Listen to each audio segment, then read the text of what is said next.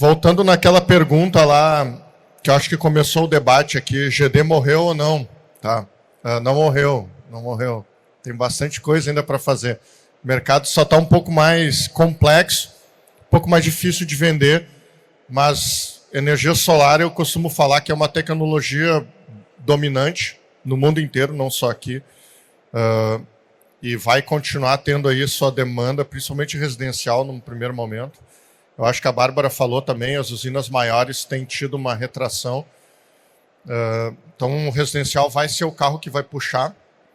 A gente também tem um outro ponto que é muito interessante, que é olhar para o futuro, ver o que está sendo feito lá fora, tentar trazer um pouco dessa tecnologia, digitalização, gestão de faturas, gestão de energia, entender que o setor está indo para um lado muito mais, entender serviço e energia para poder vender o produto fotovoltaico. Então, pergunta para vocês aqui, vamos começar primeiro pela Bárbara, prestigiando as meninas. Eu queria que tu desse um panorama do que tu acha que acontece para esse próximo ano de 25. Quais são as 3 tecnologias que tu apostaria, ou, desculpa, 3 mercados para esse ano de 25, e onde tu teria que apostar, o que tu faria, então, em 25? Boa. Acho que o primeiro é o híbrido, que eu coloquei, do ponto de vista de tecnologia e de modelos de negócios, que as usinas híbridas elas estão crescendo muito. E é um ponto muito relevante. Inclusive, tem um processo de consulta pública na ANEEL, que é bem específico por causa do que aconteceu aqui no Rio Grande do Sul, sobre resiliência das redes, mudanças climáticas, e enfim. Então, acho que aqui, em especial, o armazenamento ele também pode ter um papel diferente nesse sentido. E falando em armazenamento também, né, esse ano sai o marco regulatório do armazenamento de energia, que também deve ser publicado pela agência. Dizem que maio, eu não acredito em maio, eu colocaria ele para o segundo semestre, mas vai criar agente armazenador, enfim, remuneração por disponibilidade para despachar energia para a rede. Então, acho que a gente tem várias possibilidades aí dentro, para além do híbrido Nutella, digamos assim, né? Que é esse que eu apresentei para vocês. Então, acho que esse é um primeiro ponto. Acho que o segundo, de fato, é a questão da gestão. Né? A gente olha para isso, né? Eu sou sócio de uma plataforma, um software de gestão de energia muito voltado hoje para a geração distribuída, que é a Lume, e ele tem muito um olhar de ser uma ferramenta para vocês, né? Na verdade, para vocês conseguirem fazer a gestão para os consumidores, sobretudo para quem trabalha com aluguel de usinas e assim por diante. Mas o mercado de gestão de energia em si, pensando não só numa análise de fatura, em eficiência energética, acho que também é um mercado que tem crescido muito, porque acho que cada vez mais também a gente vai vir com um mecanismo de tarifa e de preço, não só para a gente ter, né, uma adequação da geração, mas também uma adequação de carga. E aí isso é uma coisa extremamente relevante. E acho que o terceiro, que eu não comentei, são os veículos elétricos. E aí, se a gente olhar, né, a nossa frota de veículos elétricos cresceu 98% no ano passado. Teve uma aceleração, porque o Thiago comentou, né, o imposto do pecado. A bateria, aparentemente, é uma coisa muito ruim, porque ela está no imposto do pecado também. Então, isso gerou um aumento, uma aceleração de demanda por veículo elétrico. E aí tem várias possibilidades, né? Desde você usar a própria bateria do carro como uma bateria para casa, né? O vehicle to grid, caso falte energia, alguma coisa assim. Mas você também pensar num modelo de negócio com um carregador, né, veicular. Acho que existe um ponto muito interessante, né, que apesar da gente não poder vender energia na geração distribuída, você pode vender energia se você tiver um carregador veicular. Sim. Então você instala e você vende o quilowatt-hora. E o que a gente tem acontecendo, por exemplo, em São Paulo, né, com empresas multinacionais que historicamente são consolidadas no setor de petróleo, né, de postos de combustíveis para petróleo, por exemplo, são essas empresas instalando sistemas de geração distribuída, seja junto à carga, seja remoto antes, compensando na unidade consumidora em que elas tinham o carregador veicular e, na prática, vendendo esse quilowatt-hora a R$ 2,50, R$ 2,00. Né? Tem uma grande empresa de postos de combustíveis que eu estava conversando com o diretor de relações governamentais deles e eles me falaram que só no Sudeste eles estão vendendo 9 gigawatt-hora semana. A 2,50. 2,50. Então, olha o potencial que isso tem de mercado. E a gente tem inúmeros locais que não tem carregador. Né? Eu falo, se eu tivesse um mercado, uma padaria, uma biboca com telhado público, eu colocaria um carregador veicular lá, sem dúvida alguma, mesmo que hoje eu acho que eu não tenha demanda. Então, acho que é um ponto também interessante aí para vocês gerarem valor e, às vezes, até pegar a lista de clientes de vocês comerciais, por exemplo, que vocês já fizeram uma instalação no passado e bater na porta desse cliente e ofertar um carregador veicular para ele como um novo modelo de negócio. Excelente. Thiago, eu vou fazer uma pergunta um pouco diferente. Tu é o cara que eu mais vejo atuando na parte da geração compartilhada. E tem sido um pouco difícil uma adequação das concessionárias com esse entendimento desse volume tão grande assim de consumidores, né? Então, me diz qual é que é a tua percepção para esse próximo ano de 2025 com relação à geração compartilhada. Se tu entende que esse é um mercado que tem ainda uma prospecção de ganho, de crescimento para esse ano. Eu, particularmente, acredito que sim, já vou antecipar. E como é que tu vê um pouco desse... Eu vi que tu fez uma apresentação interessante aqui sobre a questão da reforma tributária. Eu queria que tu voltasse um pouco nesse tema aqui. Como é que tu entende que isso pode melhorar ou piorar a geração compartilhada? Então, eu acredito que tem espaço. E eu estou olhando muito os números da ANEEL. Se você vai no BI da ANEEL hoje, eu posso errar aí talvez por 1 ponto percentual, mas vamos considerar o Brasil como um todo. Nós temos hoje em torno de 3 a 4% de consumidores que têm geração própria ou estão conectados em algum veículo de energia por assinatura. Para se ter uma ideia, em Minas Gerais, nós devemos ter ali uns 800 a 900 mil consumidores numa área de 8 milhões. Qual que é o problema que a gente enfrenta, os clientes que a gente tem que trabalham com geração compartilhada estão enfrentando? Chegar até o cliente e conseguir fechar a venda. E aí eu tenho 2 razões.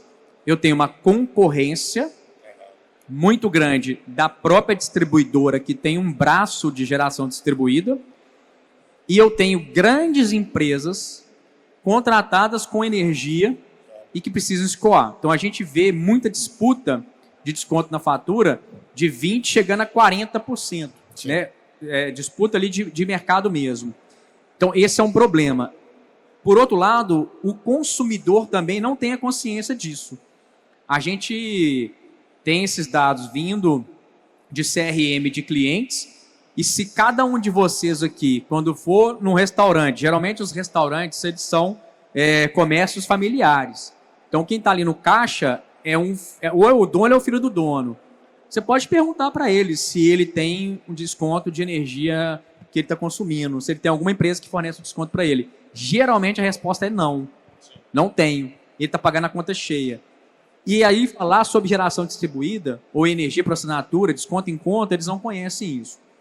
Então eu acredito muito que tem esse espaço, mas nós temos o problema hoje dessas empresas que é não ter um departamento comercial que consiga fazer a proposta de valor para o cliente. Isso é um problema, acredito que praticamente também de muitas pessoas aqui.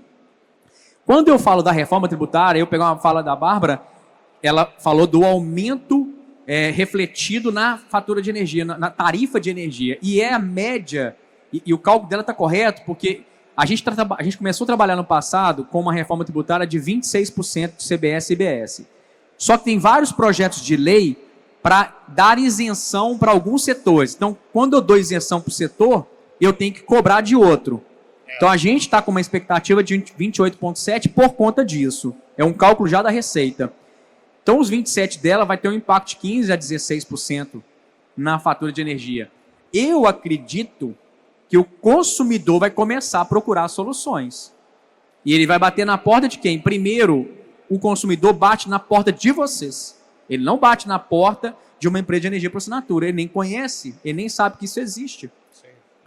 Então, como mercado também, ou os integradores se tornarem investidores e criar suas próprias empresas, ou fazer parceria com quem já tem no mercado.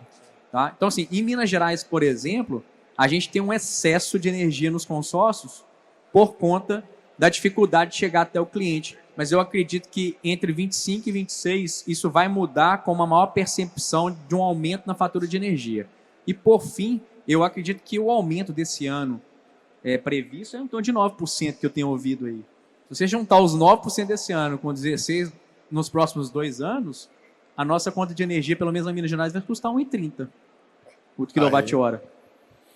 Aí voltamos com uma rentabilidade boa de novo para o sistema fotovoltaico, né? Então aí fica tudo bonito. Um efeito invertido também. Mas muito bom, muito obrigado, Ivan. Vamos dar uma acelerada. Queria que tu falasse um pouco sobre... A Bárbara fez um gancho aqui, sistemas híbridos, e vocês estão ali na PHB. Acho que eu não sei se eu vi o Wildo, está aí? Tá aí. Depois eu mando um abraço lá para o nosso pioneiro do setor. Mas queria que tu falasse um pouco sobre a experiência de vocês com a questão dos sistemas híbridos, algumas aplicações. Como é que vocês estão vendo esse mercado? Eu acredito em tudo que foi dito aqui, tanto no que a Bárbara como o Thiago, e também acredito muito na questão dos sistemas híbridos, tá? E carregadores de carro elétrico, que eu acho que é um lugar que dá para ganhar bastante dinheiro aqui, né? E não vender a R$ 2,50, eu já vi vender a R$ 4,00 e já vi cliente vendendo a R$ 8 nos carregadores ultra rápido aquele. Carrega R$ 8,00. Só também puxando o que a Bárbara tinha falado. Tá ligado? Tá melhor? Tá melhor. Então tá. Quer pegar aqui? A PHB hoje já é um Charge Point Operator, tá? Então a gente faz a operação das recargas. Você consegue ir na PHB e fazer as recargas. A gente fez isso, obviamente, como um exercício, né? Porque potencialmente no futuro a gente vai trazer produtos de boa qualidade de recarga rápida, tá? A gente pratica aí 2,35, tá? Só que 2,35 é para manter a nível de mercado, né? A gente pegou o que está sendo praticado no mercado e replicou.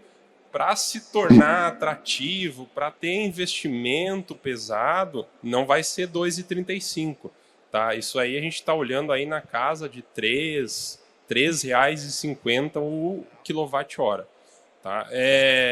O nosso payback, outra coisa importantíssima desse assunto é que você tenha volume de recargas, né? Aí o que aconteceu? A gente nem contava com isso lá na PHB, começou a aparecer empresas de logística para fazer recarga, o pessoal da Vivo tornou toda a frota deles, pelo menos lá em São Paulo, totalmente zero emissões, tá? Então é só carro elétrico que eles têm, tá? É uma vanzinha assim da Renault, eles vão lá fazer recarga. Então isso alavancou muito os pontos que a gente tem de recarga, tá? A gente não contava com isso e aí por causa disso a gente tem recarga acontecendo na madrugada e o nosso payback ficou na casa de 2 anos. Por quê? Porque a gente tem energia solar, tá? Você só consegue ter essa atratividade da recarga se você tem energia solar. Senão o seu payback mais do que dobra, né? Você paga muito mais pela energia que você compra que você vai repassar,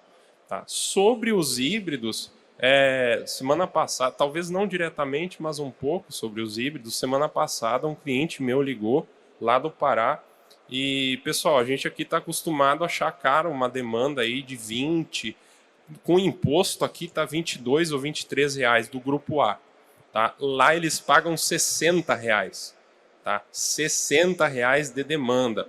Aí o que a gente tem de projeto no Pará? Além de ele entrar no Mercado Livre, ele já abriu a ligação me falando: Ivan, aqui não tem mais GD2. Não tem fundamento GD2. Eu passo o meu cliente para o Mercado Livre e aí eu tento negociar, depois que eu apresentei algum resultado, uma geração distribuída. Então hoje no Pará, o que a gente tem de negócios é para entrar como complementar à geração distribuída, mas não como backup, tá? Com Energy Time Shift ali para o horário de ponta. E também para o peak shaving para reduzir a demanda, tá? Pessoal, queria, em função do nosso tempo, que está um pouco acelerado, eu também vou liberar, a Bárbara tem que pegar o avião, tem que voar. Queria agradecer a todos vocês aqui pela participação. Eu vou dar por encerrado aqui, então. Eu ia abrir perguntas, mas infelizmente não vai ter. Então, agradeço a todos.